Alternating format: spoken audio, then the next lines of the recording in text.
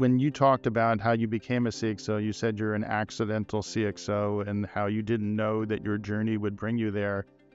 If you'll permit me, I actually see some parallels in my own journey, which is perhaps why your book resonated so much with me.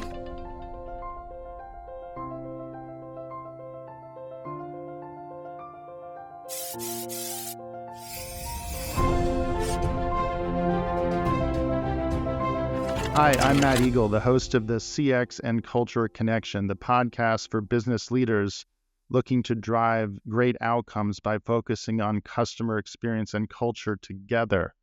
I'm really excited to be here today with Todd Unger, who's the CXO of the American Medical Association, AMA. Thanks for joining, Todd. Thanks, Matt. It's great to be here today. Yeah, and I want to start off by saying I really enjoyed your book, the 10-second customer journey, the CXO's playbook. We'll talk about that on the podcast and all the great fun experiences you share in the book. I'm glad you liked it. This is going to make this conversation even better. And people watching the podcast definitely pick up the book, and you can find the review of the book on my website. So to get started, I mean, you have a really cool background, having worked across the four corners, as you call it, in your book, across marketing, product, commerce, and experience. You're a P&G alumni. You worked in the agency space at Leo Burnett. You worked on the digital front lines at AOL and Time and Lifetime and gaming startups. And you've even been in the horse racing world at the Daily Racing Forum, turning a storied media company into a digital leader. So that's really great experience before the AMA. And I guess just to start us off with your book, what inspired you to write the book, and what are some of the key insights you'd like to emphasize for other CX leaders? Well, Matt, it's interesting because you kind of laid out my career, which is kind of makes sense maybe in retrospect, but along the way, seems a little bit odd. And I would say, as I said in the book, I'm an accidental chief experience officer. It's not something that I was pursuing or ever thought, and the title itself was a surprise. And a lot of the inspiration for the book was coming to terms with what's it mean to be a chief experience officer? What does customer experience mean today, especially in the kind of position that I was in, where I was really charged with how do you grow membership in this kind of digital world? And I would say what I found was that, neither that role, chief experience officer or customer experience in the digital kind of context was very well defined. But what I did find was that all those pieces of my career, whether it was in consumer product development or advertising or digital media content development, commerce, and then what I inherited here at the AMA, customer service, it really kind of brought them together neatly in this kind of new concept of experience that I had to kind of define for myself and how it related to growth. And if I had to give any advice, and one thing you pick up from the book, it is that's the role of the chief experience officer, is to drive growth. And there are so many different levers that cut across those spectrums of marketing, product, commerce, and service that you need to. In reading through the book, it struck me about how the way you describe your own role and the CXO role for others, the title is less important than the way the role is taken on.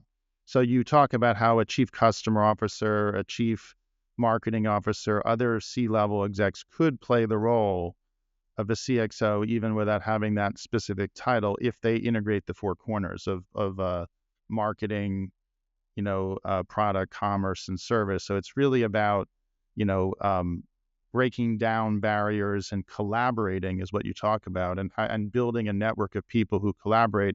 Having it all in one team, helps reduce some of those frictions. But a CMO can be a CXO even if it's not in their official title. I agree. And I think one of the things that confused me at the beginning was like this world of CX and the emphasis that I put on that as CXO. But what I came to understand, at least in my view, was it's really about the X. It is about the integration. What I call the X is product, marketing, commerce, and service, sitting between the customer and the organization. And as you point out, that role can be filled by a lot of people. But what I think is we had this major change in how the customer operates 20 years ago in the advent of the digital age, but organizations and their structures and leadership structures have largely stayed the same. And when you think about what sits between a customer and growth and all that friction that runs in the middle of keeping someone from becoming a customer, like a lot of these problems, they like fall in between all these different parts of your organization. Someone has got to be there to knit those things together and to kind of step up and take ownership. And that's hard when you're a CMO or you're in product or you're in sales, but it's a job that does need to be done. When you talked about how you became a CXO, you said you're an accidental CXO and how you didn't know that your journey would bring you there. If you'll permit me, I actually see some parallels in my own journey, which is perhaps why your book resonated so much with me, and I'm sure so many other people. Although I'm still a recovering consultant and haven't had the same line experience that you have, but I started my career in the early days, the puppy days of the internet, like you, in the media practice at Booz and Company. So I worked with media companies that were dealing with disruption right at the beginning of the internet, where like newspapers lost half their classified revenue. TV companies and other content businesses were reacting to the internet. Advertising was going through lots of changes. And that was a good front row seat to learn. But then I jumped from that to retail and consumer because the practices just happened to get merged in my company. And so I got to work with leading digital companies that, as brand marketers and retailers on digital quote unquote transformation, right? But which was really about organizational change and culture evolution and not just technology. And I always approach that from a culture lens and organizational lens. And as you point out, there's lots of effort that goes into realigning the organization, but ultimately it's about leadership and collaboration, not lines and boxes. Absolutely. And you said before that sometimes you get a lot of those levers, or at least some of them, like within your own part of the organization. But for the most part, that's not realistic. We're going to operate in places where collaboration is absolutely essential. Yeah, and then the other thing I saw in your background is like you had the experience turning a media company into a data and subscription and commerce business at the Daily Racing Form. And I went through a period in my career where I was helping media companies go through that jump to becoming, more data and commerce businesses. So like a history cable network creating 100 million e-commerce sales, Yep. or media companies becoming data companies, and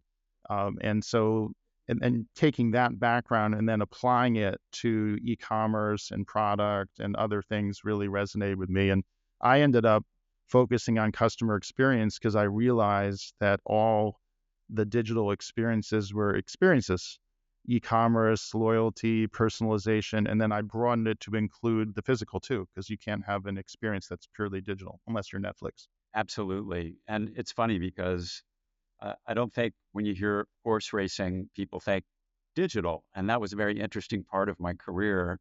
They were already selling some of the data online, but I think the change and the transformation came of knitting all those things together and figuring out how does the content that we were producing, build audience and translate into then digital subscriptions and start thinking about things like retention. It really brought so many different businesses together. My CEO at the time had come from publishing, and I just saw like this melding of everything. And then that became even more magnified when we launched a betting platform.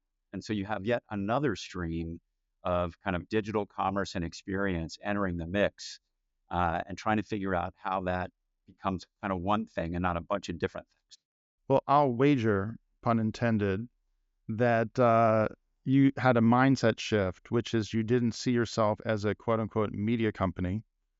You saw yourself as someone who served the interests and with enthusiasts in your category to help them engage in their category in a way that met their needs. And that meant getting into betting and getting into data and getting into other things because you're just serving the interests of your enthusiasts. That's exactly right. And, I've been in so many different businesses. They're all kind of blurring together. I mean, it's as much a consumer product as it is it's a media platform, but the net of it is, the positioning was around people. This is a game. People want to be really good at it. And how are we going to help them do that? And there are a myriad of ways to be able to do that through content and through strategy and advice and data and tools, a platform to bet through. That was really kind of building the enthusiast experience all around the person. Just like the media companies reimagine themselves to be serving experiences in enthusiast categories, you also talk in your book about how the brands create great content and super serve the interests of their customers around storytelling and content. And maybe you could elaborate a little bit for the audience about how brands are effectively publishers and storytellers and connect in their categories with their customers. Absolutely. And I think it's like a little bit of a cliche sometimes when you think about everybody's out publishing right now and brands are the new media companies, whatever. But, the reality is that people have an unlimited capacity to pay attention to the things that they're interested in. And as I say, zero capacity for everything else. And so your job is to be something that people are interested in. It's very simple. And so when you think about how do you capture and engage with somebody in terms of their attention, it's going to be largely through content, but it has to be a strategic storytelling platform where all of those elements fit together. It's not that thing that you come across sometimes where people are like, oh, I want to start a blog, or I want to start an Instagram feed, I want to do this. They all fit together to build a qualified audience and then move them down the funnel into a place where they can become a potential customer and then you work to keep.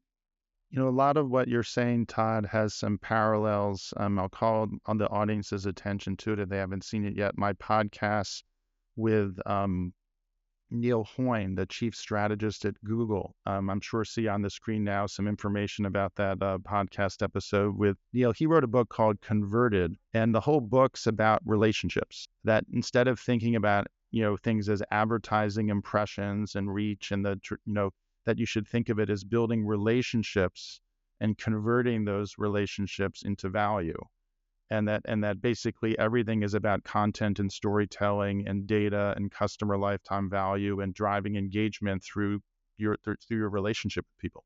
That is a great book, and a lot of what you're saying has a lot of similar themes. Yeah, and I think that people put a lot of emphasis on the intermediaries. Like sometimes you'll have a readout of metrics or something like that, and people will use impressions as a metric. And I'm like, that's not the metric here. The metric is how many customers do you have? What's your customer growth? And of course, if it's revenue, whatever it is in your world, that's the output of this. And all of those other things in terms of your storytelling platform and your marketing campaigns are the intermediary and executional measures of whether you've got a program in place, but pay attention to the output. It's that relationship, as you're saying, that really counts in the end. So, in your book, you talk about this idea of getting the nod, about basically the way your brand proposition brings together functional benefits with emotional connection based on insights, and you're delivering great content and great experience to get the nod. Could you talk a little bit more about what you mean by get the nod and why that's actually supported by data? Yeah, absolutely. In fact, I describe a great brand proposition as like Mr. Spock. It's part logic and part human emotion. And without the combination of those two things, exactly, I would say your brand will not live long and prosper because people pass by those kind of all logic propositions. Like you can recognize them. They're just a torrent of features and functionality. And I say you'll pass right by those at warp speed It's when you connect with what a brand that has insight into your life and your needs, and you can immediately feel how that's going to fit into your life and address the problems that you have with something as mundane as I talk about in the book as plastic bags or plastic containers. All right. Everything has an emotional component, everything's got a functional component. And the job of a marketer is to figure out how to bring those two things together. You literally, if you're in a focus group, I'll never forget, I worked on a plastic container product. And, when you say the words, the container you love to use and can afford to lose, people literally go like this. And that's the knot. All right. You can tell by their body language they understand. Now, you can't do that in the digital world. That's probably going to be a click through or somebody that indicates that your proposition was so compelling that it caused them to want to learn more. And that is the job at the top. Well, I think you know, I think this is a good analogy. You'll tell me, in the physical world, we have word of mouth, right? And there's lots and lots of interactions people have, not just the company with the customer, but people with each other. And most of these interactions historically have not been visible. They've been very important and happening.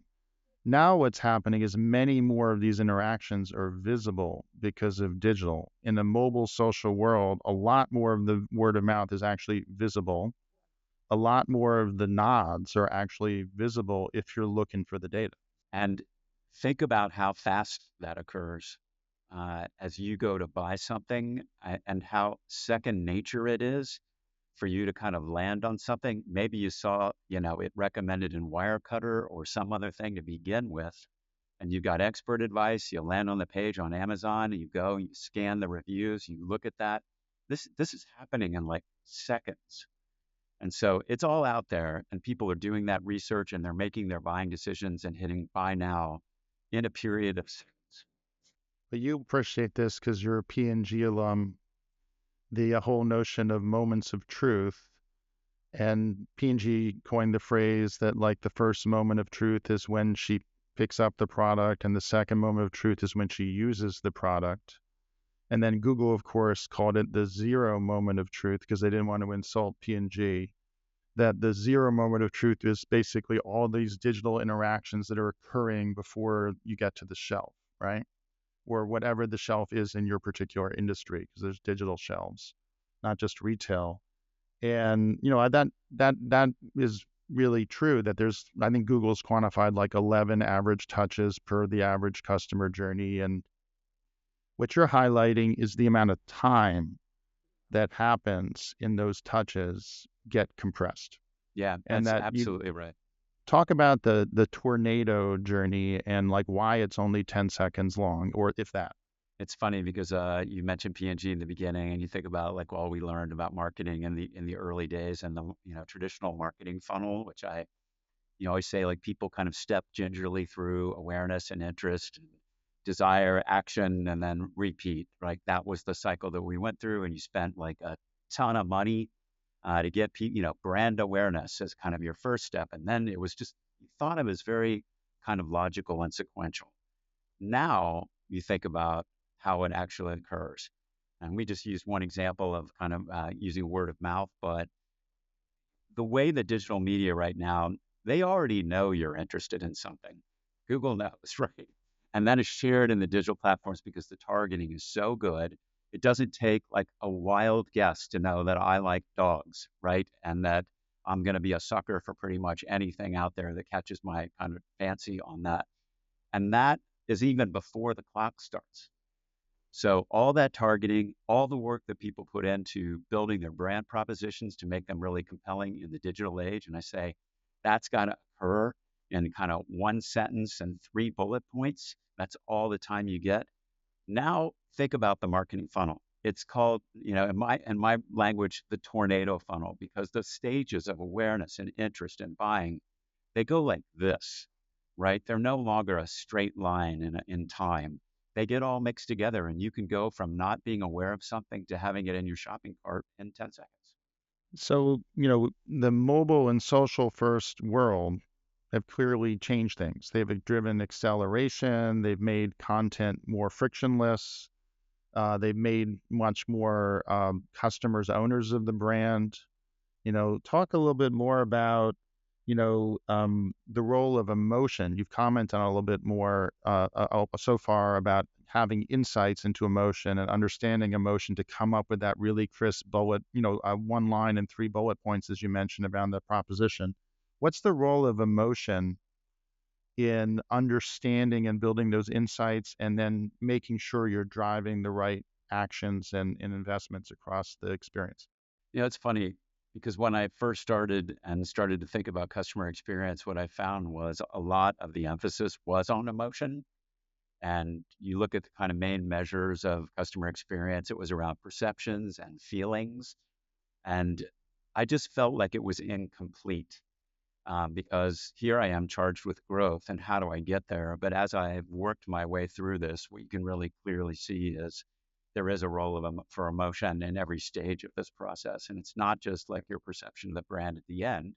It's the attractiveness and compellingness of the brand and product propositions up front. And then there is that kind of removal of friction, which is kind of multi-stage throughout the process. It's not just mechanical, but it's anticipating the kinds of questions and support that people need and providing that upfront through the process to reassure them and make them feel confident and remove questions from that mix because there is a sense of relief and being able to find what you want and get it done. I say that the best expression of customer experience and maybe emotion comes from Ariana Grande and Seven Rings. I see it, I like it, I want it, I got it.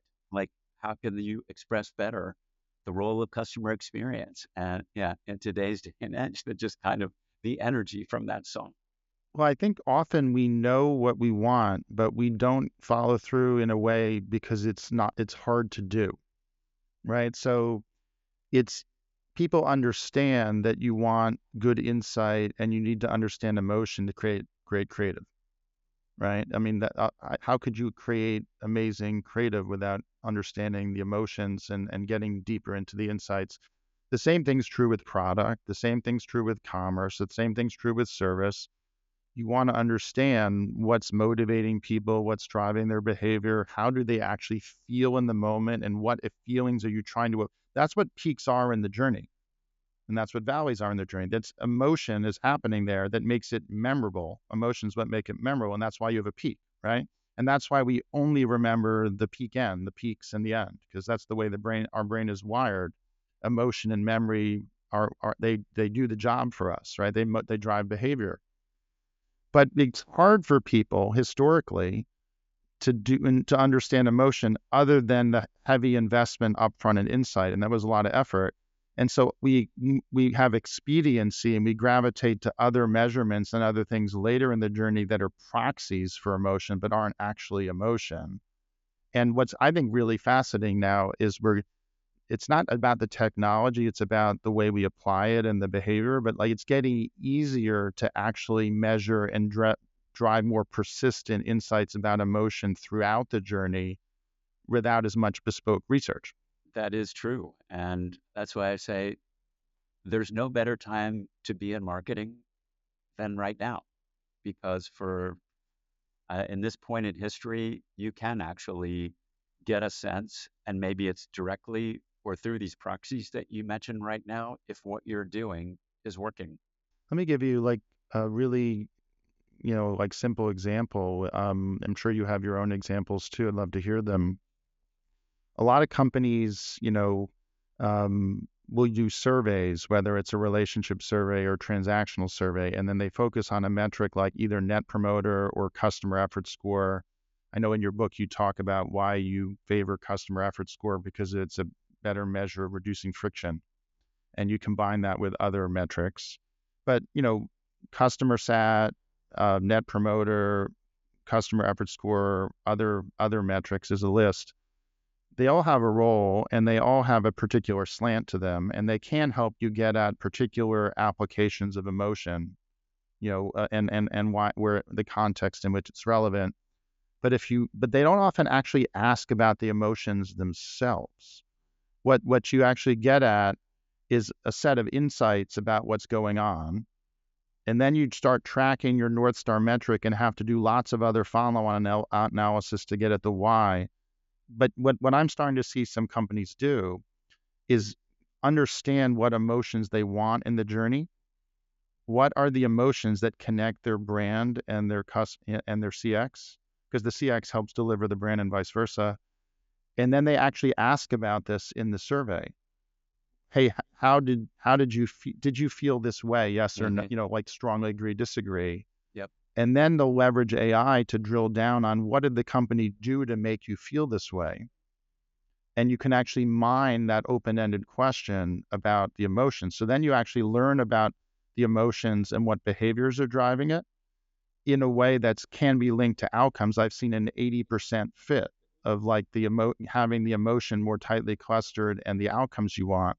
But to your point, you need upfront insights on what the emotions are that drive your brand proposition. Then whether you ask about it explicitly in a survey or you get at it other ways, the important thing is you deliver an experience that's congruent.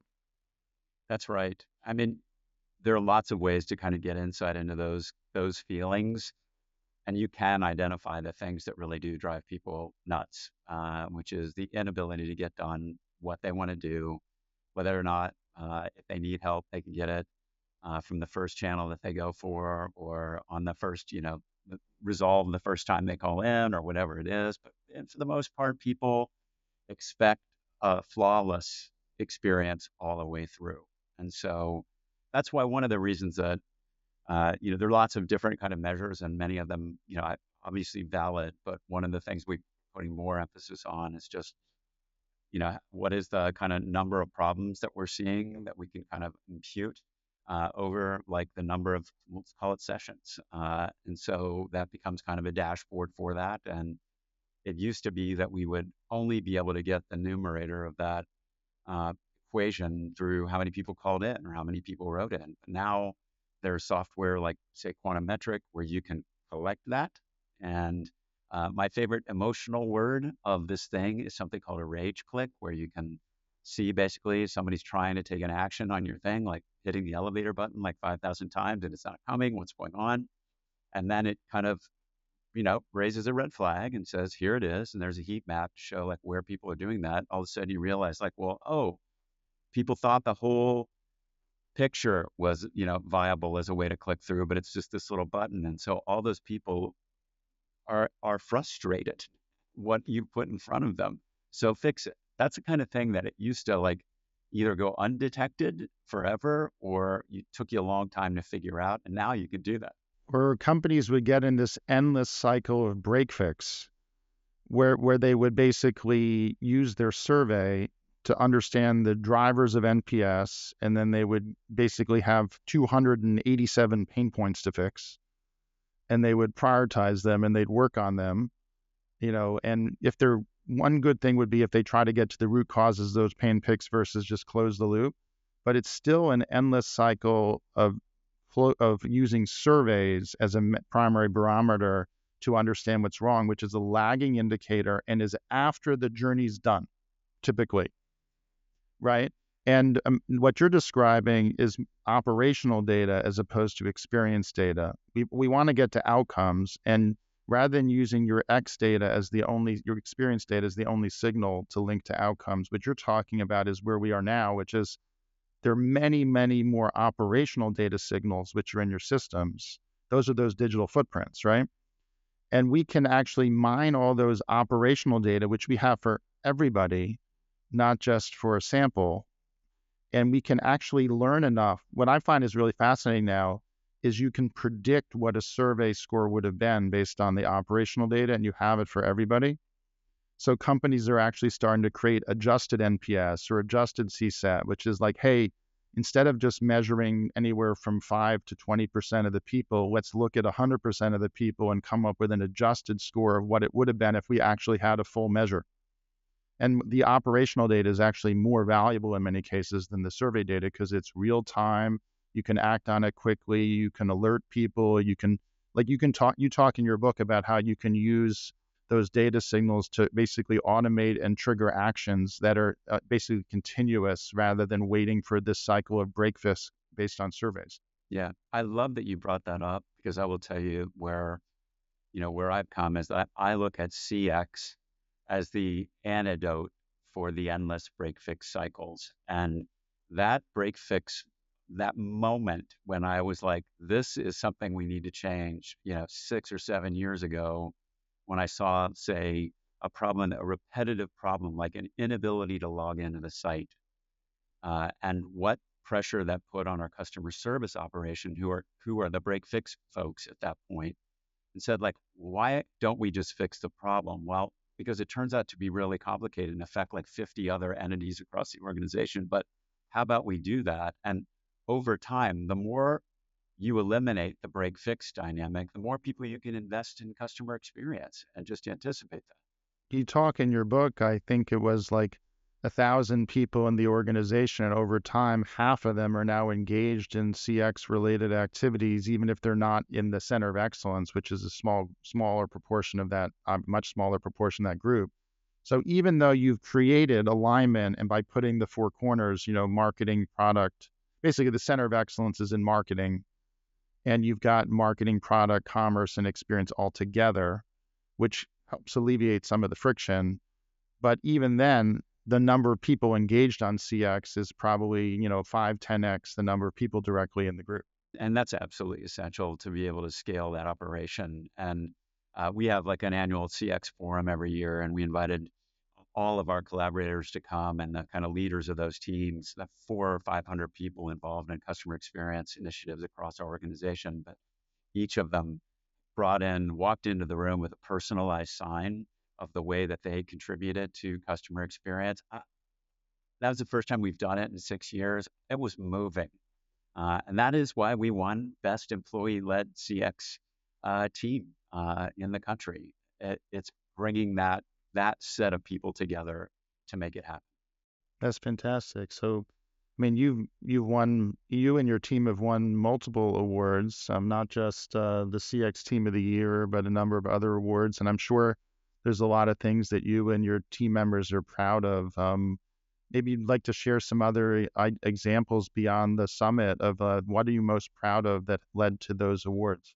So number one is the outcome that we were looking for, which is we're at a 20 plus year high in membership. And, the things that are meaningful to me are, numbers around that, but also the feedback that I get back from physicians that say they've noticed something is different about the organization, that they feel that it's more relevant than ever, more representative, and they feel more recognized by this organization than they ever have before. And so let me tell you, there's function and emotion right there in terms of the kind of feedback. So that's really meaningful for me. And then just the sheer foundation that we've built in terms of customer experience over the past 5 to 6 years, like it's unrecognizable from where we started, which, you start small, you build a strategy, you start to build in the foundation, the leadership, the technology part of that. We're just a different place than we were 5 years ago. And so it's pretty gratifying. In the book, you talk a lot about the importance of culture. And a lot of the themes you're mentioning now are around collaboration, growing a movement in the company, employee engagement, the pride of the people in the behaviors and the outcomes you're having. Those are all about culture. And, you know, um, forgive me because it's the name of my podcast and my book, The CX and Culture Connection. So it really, I couldn't agree more with you. Um, I'd love to get your thoughts on what the role of culture is in the, paying attention to culture explicitly and how you think about that.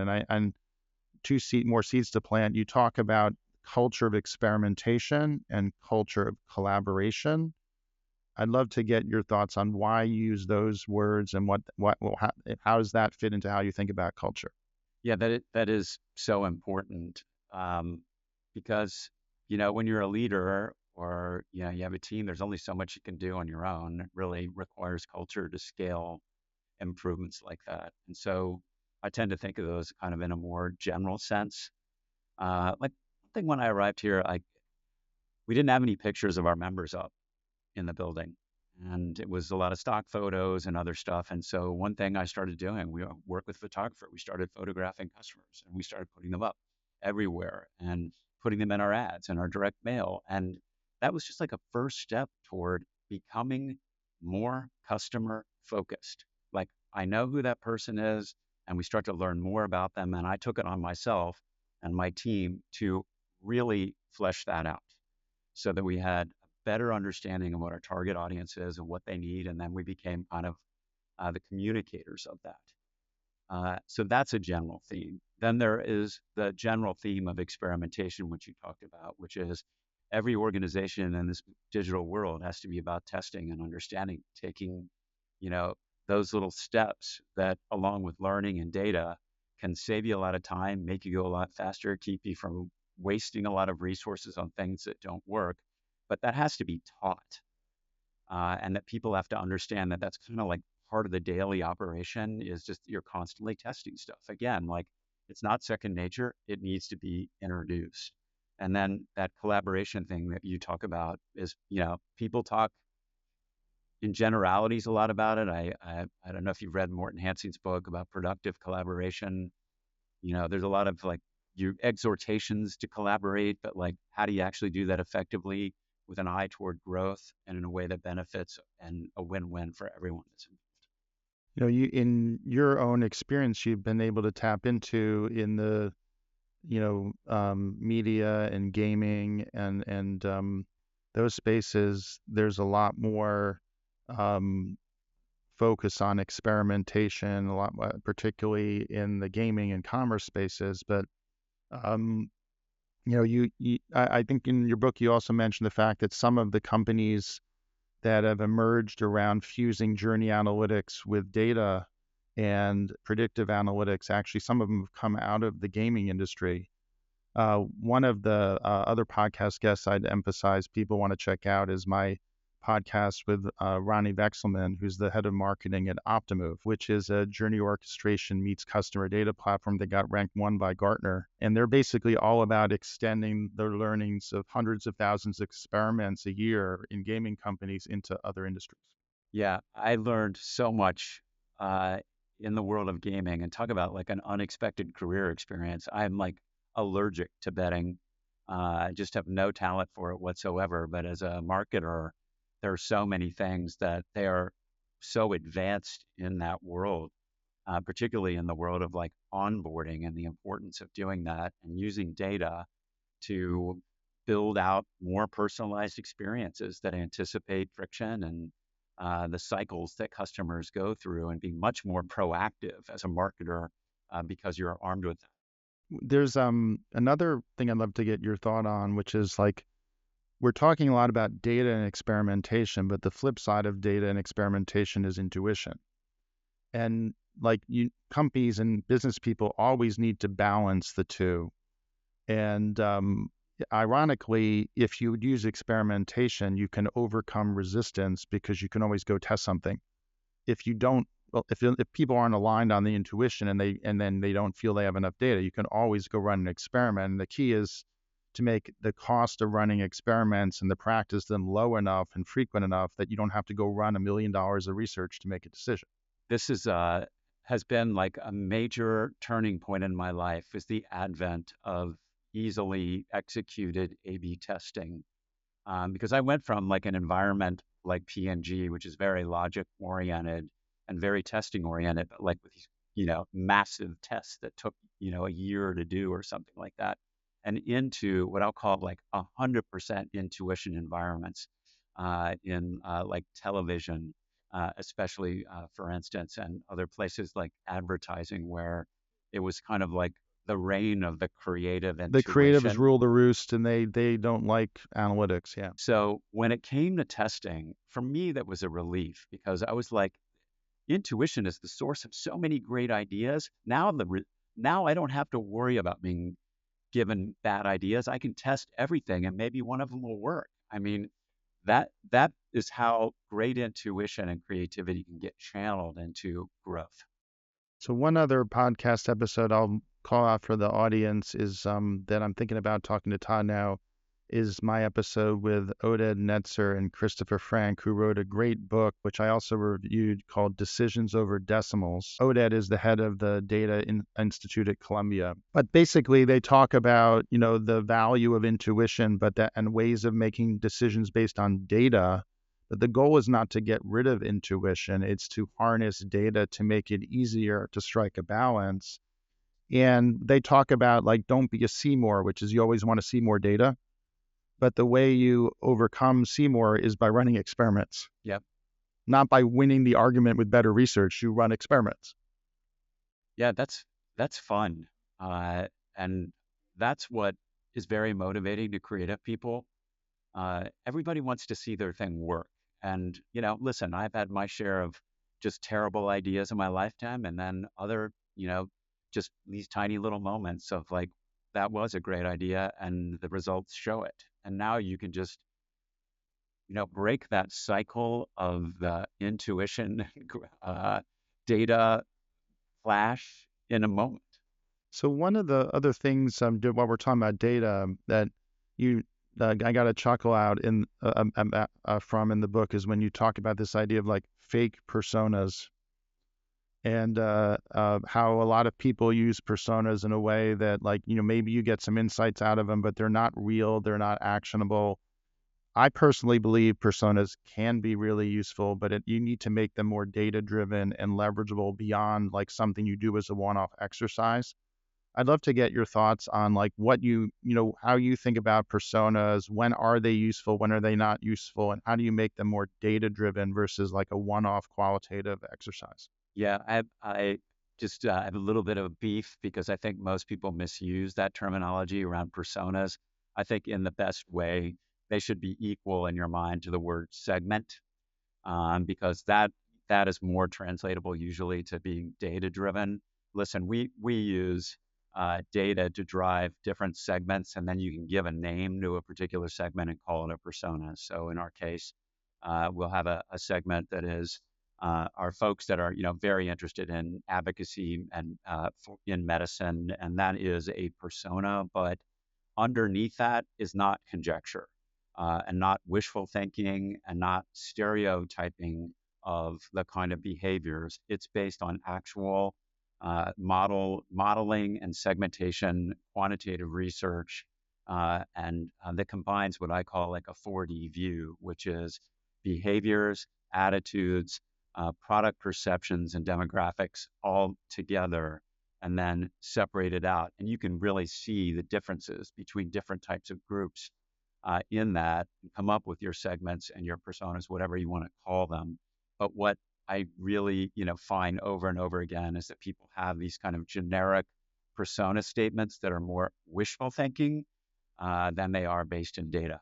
100%. If you can't link your personas to customer lifetime value and segmentation, they're not actionable. And if you can't use data with them over time, like a segment, then you can't link it to experimentation. So that means they're Absolutely. not useful. I think personas need to be segments, and they need to be much more data driven. And I don't think it's a trade-off. Like, you need personas or segments. Your personas need to be segments, Yes, exactly. right? And I learned that in a lot of the same industries, that you've come up through about, like, in e-commerce and digital product and gaming and e-commerce businesses, like how to think of personas as segments. And maybe they're not personas if you're a purist, but then I just discount that. I would say, like, that's not a useful. What I like about personas is getting in people's shoes and having insights and connecting to emotion, and actually understanding the emotions that are common across your personas, not just unique to them. But, like, if you can't connect it to data, why bother? Yeah, exactly. And one little plug here is I had Greg Melia from the Customer Experience Professional Association on recently in the podcast, and we announced on the podcast I'll be doing some educational content, which will come out this fall. So stay tuned for that. We'll promote it on the podcast and with CXPA. It's all about creating data-driven approaches to personas. So that's that. The educational content will be coming out later this year. All right. Shout out to Greg. He spoke at our CX forum last month. He's fantastic. Well, I know, Todd, that you've sparked a lot of great ideas for me. And I really appreciate you coming on the podcast and sharing more about your book. It's a great read, and I really highly recommend it to everyone out there to check it out, to pick up your copy of the 10-Second Customer Journey. If people want to follow up and connect with you, is LinkedIn the best way to do that? Yep, absolutely. Please follow me on LinkedIn. I've got a website, toddunger.com. You can start there. Thanks, Todd. It's been a lot of fun. It has been. Thanks for having me.